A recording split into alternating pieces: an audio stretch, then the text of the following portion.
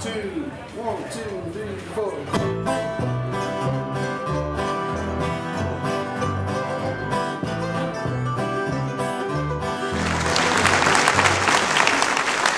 Sharon Cain had a vision.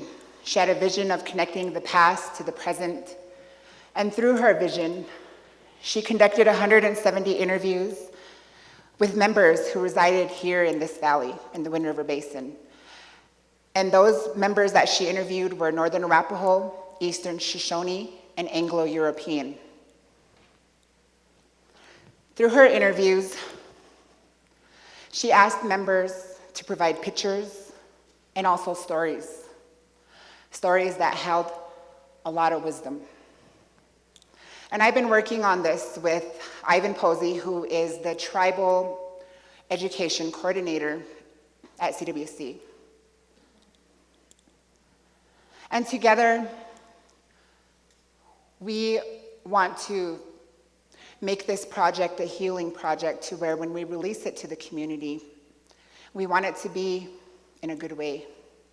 So we're taking our time, going through every interview, going through every story, listening to every voice. Every voice that's in this project, there's about 3 people who are still alive that were interviewed. So it's a very powerful project. For my being and for my saying is that we're dealing with people who are no longer here. And so it needs to be handled in a way that is very respectful. Very respectful. And before I came up here, I wanted to share a lot of the history of the Native Americans, but I think people have already heard the history.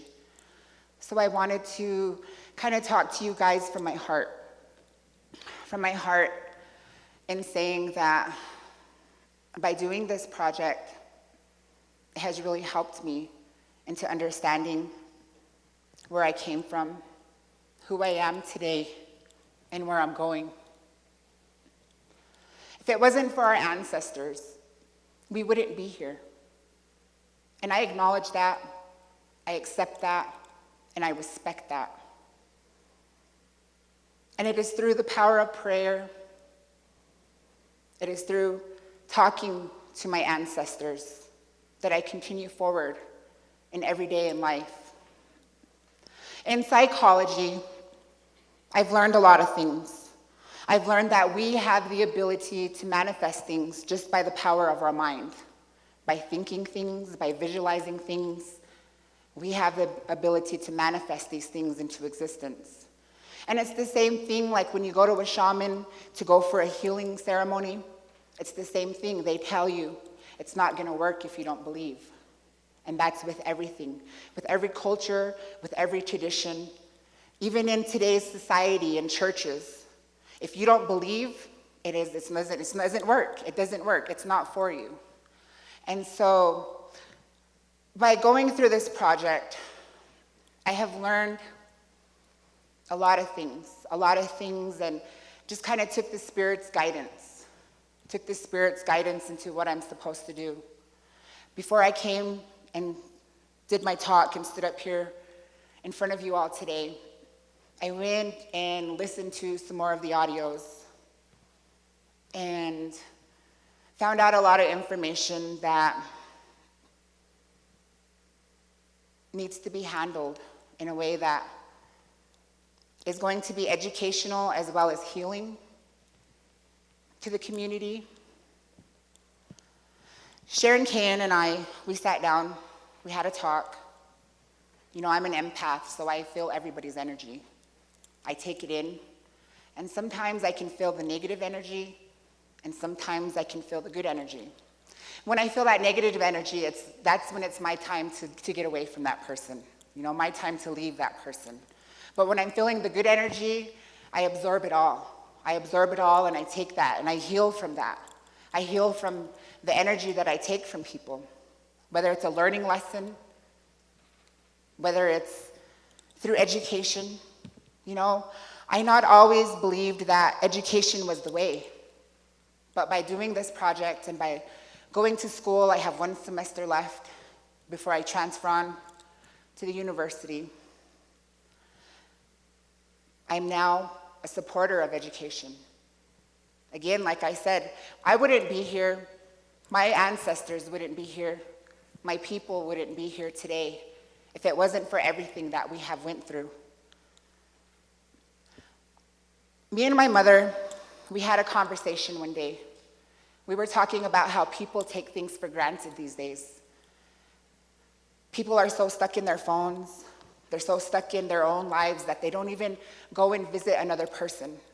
They don't go and, call somebody or just show up at their door. It's like families are only within the family, the small family. It's not the way it used to be. And I think with this project, it's going to open hearts, it's going to open minds for people to want to do those things again, to want to connect with another person, not through Facebook, not through the internet, not through a phone call, but actually a person-to-person interaction contact. And that's one thing that is needed. We are drifting away from that. And by drifting away from that, we are drifting away from nature. We are drifting away from the ways of my people, the ways of all people. We need to, again, connect with the land. We need to, again, connect with one another. And then we need to, again, just make those connections so that we can become better people. We can become better people. We can do better presentations. We can speak better. We can work better. We can learn to interact with one another. Just the power of communication shows a lot, and it teaches a lot.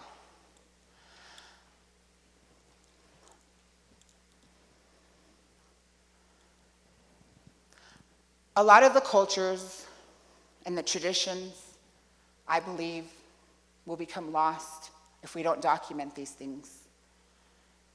So I am very grateful that Sharon Kane had this vision to document these individuals, to document the stories, to gather the pictures, because without her work, none of this would be possible. None of this information would be available.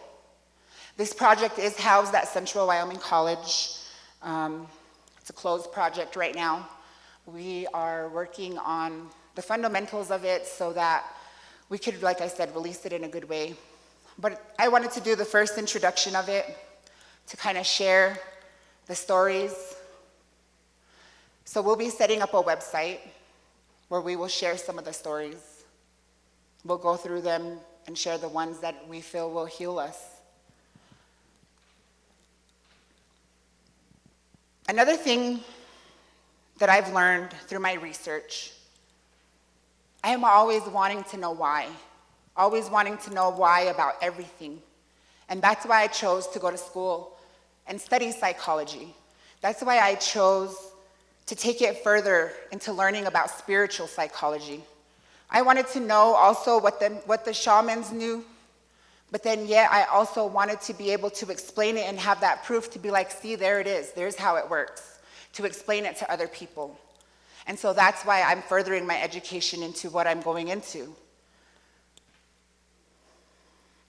Many of our ancestors were lost.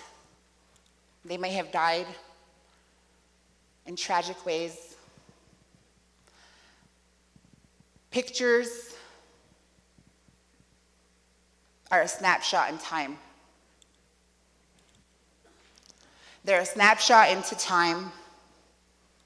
And my theory, I don't know if you've all have heard anyone ever say that some cultures believe that you could lose your soul by getting a picture taken.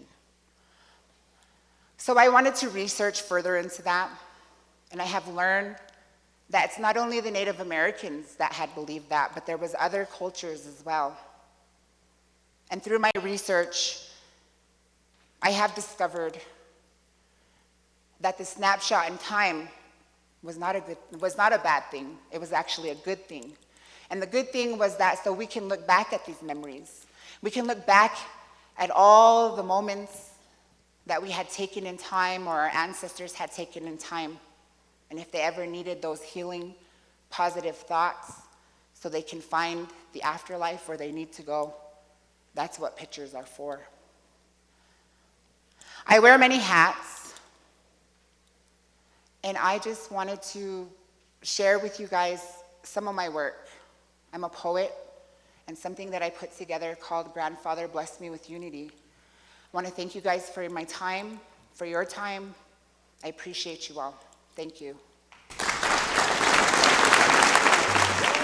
Grandfather, bless me with unity. Under one's own wanting, now banding together, in search of peace, to create a better place in one's own heart, yesterday, today, and all the tomorrows.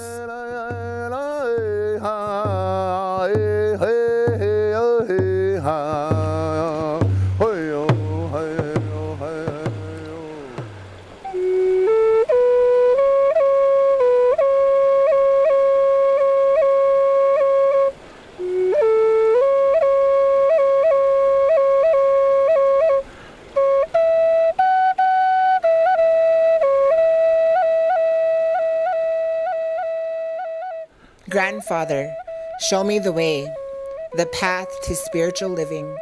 Give me the answers through visions, through dreams, through my art. Make me understand and help me be all that I am destined to become. You are the way, Grandfather. You are the light that I need in order to fulfill my destiny in life. It is because of you I am strong. Because of you I am smart. Because of you I am creative in knowing what it is I want and need.